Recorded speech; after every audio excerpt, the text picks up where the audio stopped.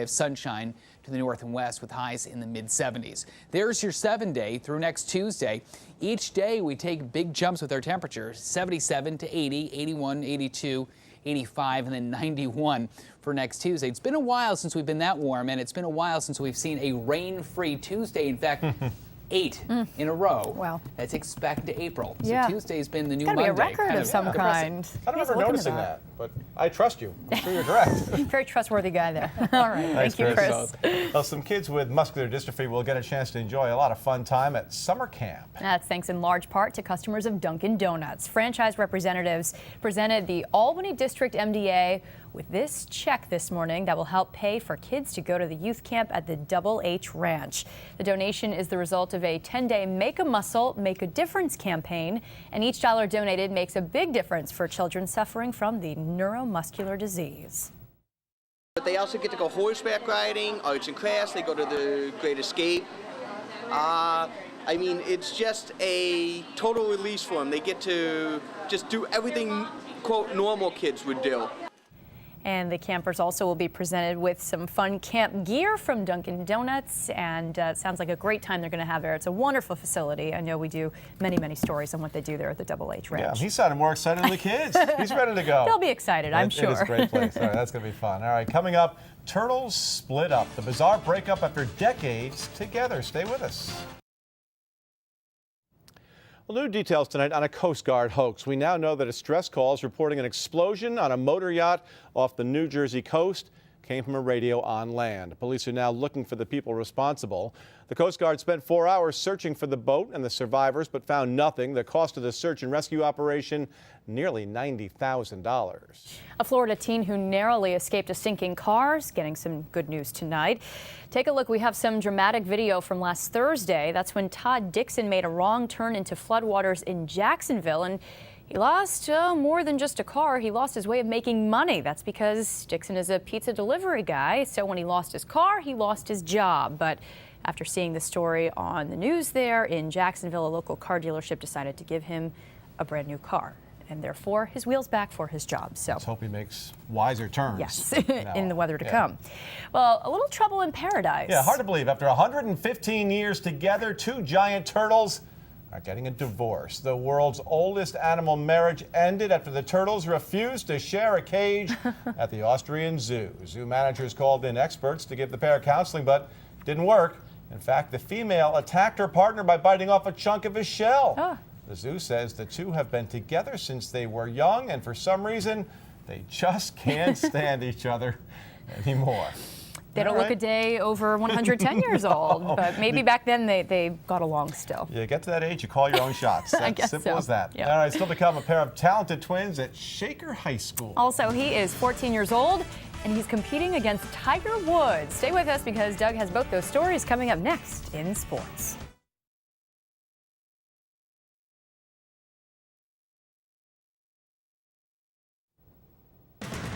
CBS 6 Sports with Doug Sherman. Welcome back, everybody. Mariano Rivera underwent successful surgery this morning to repair a torn ACL in his right knee. Baseball's all-time saves leader plans to make a full recovery and pitch next year. Tonight, the Yankees in Atlanta trailing 4-0 in the top of the 8th inning when Alex Rodriguez and company got to the Braves bullpen. That is A-Rod's 23rd career Grand Slam, tying him with the great Lou Gehrig for first place on baseball's all-time list, and it evened the score at 4. Two batters later, Nick Swisher put New York on top to stay. The Yankees win their 5th in a row. Inside South Florida's newest nightclub, the Red Sox and Marlins were embroiled in a scoreless pitcher's duel until Kelly Shopik's 7th-inning double scored Will Middlebrooks. And Clay Buchholz stayed sharp. He even withstood quite a collision here to pitch 7 strong innings. Boston snaps its 4-game slide. Hideki Matsui, celebrating his 38th birthday tonight, nearly belts a grand slam against Mets starter Chris Young, but it was just a very loud RBI single. Tampa Bay would only score 2 runs in the inning. Young settled down, and Jordany Valdespin sparked the comeback. He drove in 4. The Mets do the Yankees a favor by dropping the Rays into second place. The Giants opened a mandatory minicamp this morning in New Jersey as they begin laying the groundwork to try and defend their Super Bowl crown. We've had 4 days off, so we got to get in gear again with what we've been doing here.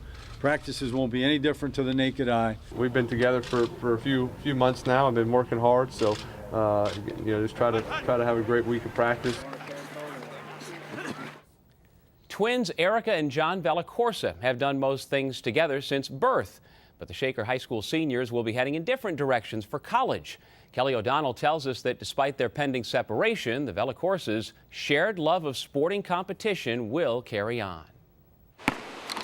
John and Erica have been competing against one another since birth. Literally, John won their very first race by a whole 2 minutes. When people ask, I always tell them I'm the big brother, and 2 minutes is a lot longer than people think. Sometimes I lie and say I'm the oldest. Their competitive disposition has served them well. Erica was the ace of the Shaker softball team. John led last year's cross-country team to a state championship, Shaker's first in any sport. Still, their best competition has always been one another. Play one-on-one against each other. I don't recall a time that Erica won, but... Might have beaten him at least once, but... But beyond the sibling rivalry is a deep friendship that maybe only twins can appreciate. There's a support system that people might not understand. We're always going to be there for each other, and I think that's the main thing, really, with being a twin. There are a lot of advantages to having a twin, but one main one, if you're a pitcher and have your own batting cage in the backyard, you always have somebody to throw to. But when John's not striking out against Erica, he's his sister's biggest fan, and vice versa. I could always hear John, screaming for me, and I always go to his meets and cheer for him. You can distinctly pick out her voice. Well, I can when I'm running. It's great to know she's there to support me. But next year, their support will be long distance. Erica will play softball at California University of Pennsylvania. John will run for Binghamton. I think at first it's going to be a little odd, but I think we'll get through it and stay in contact, obviously. Especially on June 2nd, their birthday. When 16 happened and when 18 happened, it's the big number of years are really cool, especially when you can share it with someone you love. And of course, John gets to start celebrating 2 minutes earlier. In Latham, Kelly O'Donnell, CBS 6 Sports. Well, it has become fairly commonplace for girls to burst onto the professional golf scene at an early age, but not so much for teenage boys until this year's U.S. Open. 14-year-old amateur Andy Zhang, who hails from China but lives in Florida, is quite the youthful trailblazer. Standing 6 feet tall and weighing 185 pounds, Zhang is believed to be the youngest ever to qualify for our country's 112th Open Championship. And he's just a kid. Before I came here, I was like, Chris, can I go onto the range and ask them for the autographs? I was like, no, you're giving out autographs.